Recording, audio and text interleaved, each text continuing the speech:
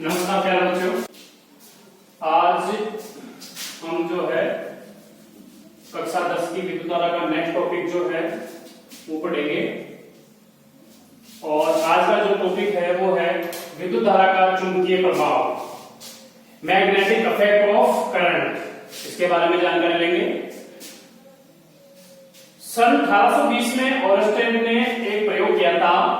उन्होंने देखा था कि जब चालक तार में धारा प्रवाहित की जाती है तो एक जो विक्षेपित सुई होती है वो उसको पास में रखते हैं, जैसे चुंबकीय सुई है तो उसमें कुछ विक्षेप होता है।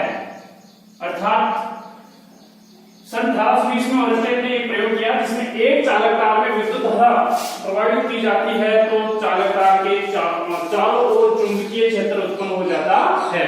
अर्थात जैसे किसी चालक में विद्युत धारा प्रवाहित करें तो उसके चारों ओर जो है चुंबकीय क्षेत्र उत्पन्न होता है, जिसके कारण चालक के निकट बढ़ती चुंबकीय सुई अर्थात चुंबकीय सुई में विक्षेप हो जाता है। अपन इन तीन उदाहरणों से समझ सकते हैं कि शुरुआत में एक बैटरी है, ये कुंजी के धारा नियंत्रक और ये चालक तार PQ ये लगाया हुआ है। ये परिपथ नंबर ए दे देते हैं।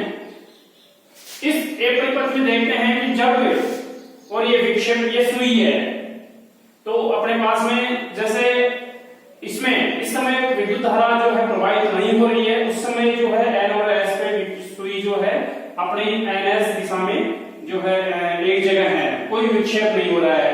लेकिन जैसे ही B के अकॉर्डिंग चित्र B के अकॉर्डिंग यदि इसमें धारा प्रवाहित की जाए, इसमें धारा प्रवाहित की जाए और इसको ऑन किया जाए तो इसमें जैसे ही बैटरी से विद्युत धारा प्रवाहित करेंगे और इसमें जैसे ही विद्युत धारा प्रवाहित होगी तो जो चुंबकीय सुई है ये कुछ परिवर्तन हो जाता है।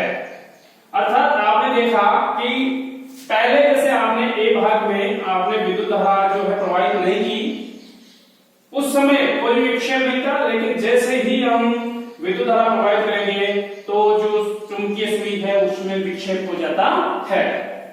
तीसरी स्थिति में यदि धारा की दिशा परिवर्तन करें, धारा की दिशा यानी कि प्लस माइनस चेंज करें और उसमें पॉजिटिव को नेगेटिव और नेगेटिव को पॉजिटिव में लगाएं, तो ऐसी स्थिति में जो है चुंबकीय जो विक्षेपित सुई है धारा की दिशा बदलने के साथ में उस सुई की दिशा भी परिवर्तन हो जाती है। अर्थात चित्र ए के अनुसार क्या है, जब चालक में कोई धारा नहीं बहती तो उसके चारों ओर चुंबकीय क्षेत्र उत्पन्न नहीं होता। अर्थात जब पहली बार आपने क्या किया कि इसमें धारा प्रवाहित नहीं की तो इसके आसपास में इस चालक के आसपास में कोई विद्युत क्षेत्र उत्पन्न नहीं होता है और सुई में कोई विक्षेप उत्पन्न नहीं होता है।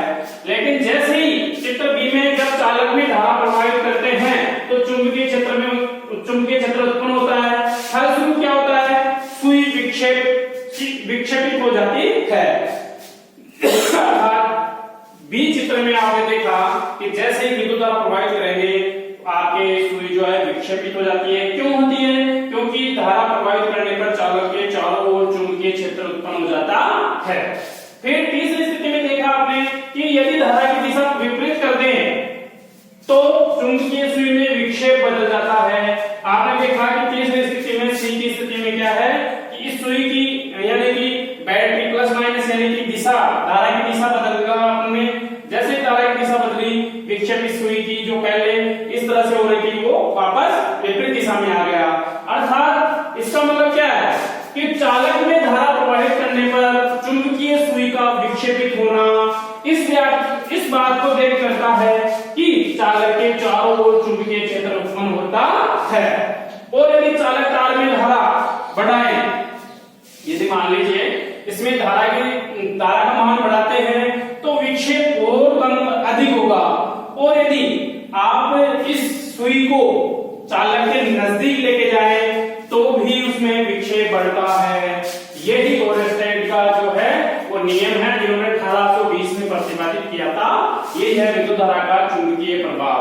बच्चों आपके समझ में आया होगा कि विद्युत धारा का चुंबकीय प्रभाव क्या है कि यदि किसी चालक में मान लीजिए ये कोई चालक है, इस चालक के पास में यदि हम इसमें धारा प्रवाहित करें और धारा प्रवाहित करने के बाद में मान लीजिए ये सुई है इस तरह से थी, आपने देखा इसमें शुरुआत में जैसे धारा प्रवाहित नहीं हो रही है तो शुरुआत में ये अपन मान लेते हैं कि ये जो आपकी सुई है जो विक्षेपित होती है वो, तो जैसे मान लीजिए आपके धारा इस समय प्रेजेंट टाइम में ये स्थिति है, इसमें से अब जैसे धारा प्रवाहित करेंगे, धारा प्रवाहित करने के बाद में सुई विक्षेपित होकर इस तरह से हो रही है चित्रानुसार। और यदि धारा की दिशा बदल दे, पहले जैसे मान लीजिए धारा की दिशा आपने यूं भेजी तो आपकी ये मान लीजिए इस तरह से हो गया, अब धारा की दिशा उधर से इधर आ रही है तो विक्षेपित सुई जो है परिवर्तन होकर और विपरीत हो जाएगी। अब मान लीजिए सुई को यदि आप मान लीजिए इसमें से धारा ज्यादा करते हैं तो विक्षेप और बढ़ जाएगा और यदि कम करते हैं तो विक्षेप कम हो जाएगा। इसी तरह से यदि इसको सुई को दूर ले जाएं तो विक्षेप कम होगा, नजदीक लेके आए तो विक्षेप अधिक हो जाएगा। तो ये आपके दूरी पर और यानी कि दूरी के साथ में चुंबकीय क्षेत्र कम होता है और जैसे जैसे चालक के नजदीक आते हैं चुंबकीय क्षेत्र का मान बढ़ता है। यही आपके विद्युत धारा का जो चुंबकीय प्रभाव है, मैग्नेटिक इफेक्ट ऑफ करंट। तो आपके पास में ये जो ओरस्टेड का नियम है ये आपने अभी पढ़ा। नेक्स्ट टॉपिक लेंगे वो है अपने पास में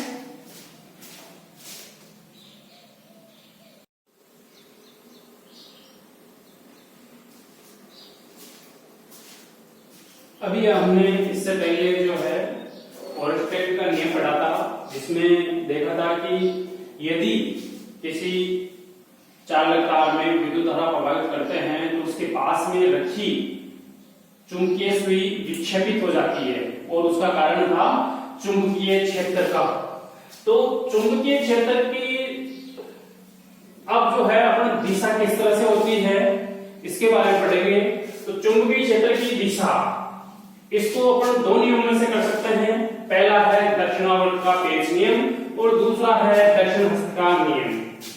तो दक्षिणावर्त का पेच का नियम क्या है कि इस नियम के अनुसार दक्षिणावर्त पेच को इस प्रकार वर्ताकार घुमाया जाए कि पेच की नोक विद्युत धारा की दिशा में बढ़े, तो पेच को घुमाने की दिशा चुंबकीय क्षेत्र की दिशा को व्यक्त करेगा।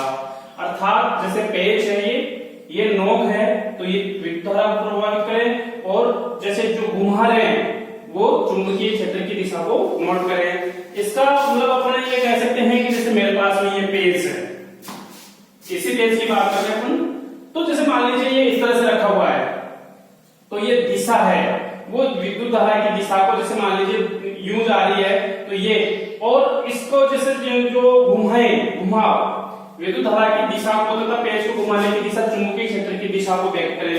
अर्थात मैं जैसे मान लीजिए इसमें ये पेच है मेरे पास में, ये कोई आपके पास में है। अब जैसे मान लीजिए ये पेच है, ये पेच में दिशा धारा की दिशा ये है कि मान लीजिए यूं जा रही है तो ये मैंने लगाया और ये इसको घुमाऊं मैं। अब घुमाने के बाद में मैंने देखा कि मैं जैसे जैसे घुमा रहा हूं तो घुमाने के बाद में मेरे पास में स्थिति यह है कि ये देखिए घुमाने के बाद में ये बढ़ रहा है कहां आगे, ये अंदर की तरफ बढ़ रहा है तो वो धारा की दिशा हो गई और जो घुमा रहे हैं वो आपके चुंबकीय क्षेत्र की दिशा होगी, अर्थात इस तरह से होगी। ठीक है, और ये जैसे धारा की दिशा यानी कि धारा जो है आप अंदर की तरफ जा रही है तो ये घुमाने वाला जो क्षेत्र है वो क्या हो गया चुंबकीय क्षेत्र की दिशा रहेगी, ये इस तरह से ये। और वापस घुमाएं तो ये नोक अब क्या होगा, वापस घुमा रहा हूं मैं इसको, जैसे मान लीजिए ये देखिए घुमा रहा हूं, घुमाने के बाद में नोक बाहर की तरफ निकल रहा है तो धारा की दिशा क्या है ये, और इसको यूं घुमा रहे हैं यूं, तो आपके ये जो होगी वो धारा की चुंबकीय क्षेत्र की दिशा होगी इस तरह से। और पहले इस तरह से घुमाते हैं तो वो अंदर जाता है तो ये हो जाएगा आपके पास में क्या, धारा की दिशा इस तरह से होगी क्योंकि वो आगे बढ़ रहा है। और यदि वापस ले इस तरह से तो वापस आ रही है नोक यानी कि इस तरह से, तो वो हो जाएगी उल्टा हो जाएगा ये। इस तरह से ये है आपके पास में दक्षिणावर्त पेच का नियम। दूसरा है मान लीजिए ये चालक तार है, दूसरा है दक्षिण का नियम, राइट हैंड रूल। इसमें क्या है, इस नियम के अनुसार चालक को दाहिने हाथ में इस प्रकार से अंगूठा प्रकार से पकड़े कि अंगूठा धारा की दिशा में को मुड़े हुई अंगुलियां चुंबकीय क्षेत्र की दिशा को व्यक्त करे। जैसे मान लीजिए ये आपके पास में चालक तार है, ये इसमें से धारा बह रही है यूं, यानी कि यहां से इस साइड में, तो ये कह रहा है कि चालक तार, ये चालक तार है, इसको इस तरह से पकड़ना है कि दाहिने हाथ, ये दाहिना हाथ मेरा से इस प्रकार पकड़े कि अंगूठा धारा की दिशा ये थी, तो ये अंगूठा धारा की दिशा है, और मुड़ी हुई अंगुलियां ये, जैसे मान लीजिए धारा की दिशा ऊपर की तरफ है, ये भी मान लीजिए, तो ये अंगूठा ऊपर, और जो ये अंगुलियां है, ये अंगुलियां हैं, ये अंगुलियां जो है वो क्या करेगी, चुंबकीय क्षेत्र की दिशा को व्यक्त करेगी, अर्थात ये अंगुलियां यूं आ रही है, तो ये इस तरह से है। अब यदि इसको नीचे की तरफ लें कि साहब धारा यूं बह रही है और नीचे की तरफ जा रही है, तो ये धारा की दिशा को अंगूठा क्या कह रहा है, वो दाहिने हाथ को इस प्रकार से पकड़ेगी कि अंगूठा धारा की दिशा, ये अंगूठा धारा की दिशा को व्यक्त करे, और ये अंगुलियां, तो आप देख रहे हो ये अंगुलियां यूं आ रही है, तो ये इस तरह से होगा, तो चुंबकीय क्षेत्र जो होगा वो इस तरह से इसकी दिशा जो है वो होगी। यदि यही ऊपर जाता है तो ये अंगूठा तो धारा की दिशा को व्यक्त करेगा, और ये अंगुलियां यानी कि इस तरह से होगा। तो आपने देखा कि दक्षिण का नियम और दूसरा है दक्षिणावर्त पेच का नियम।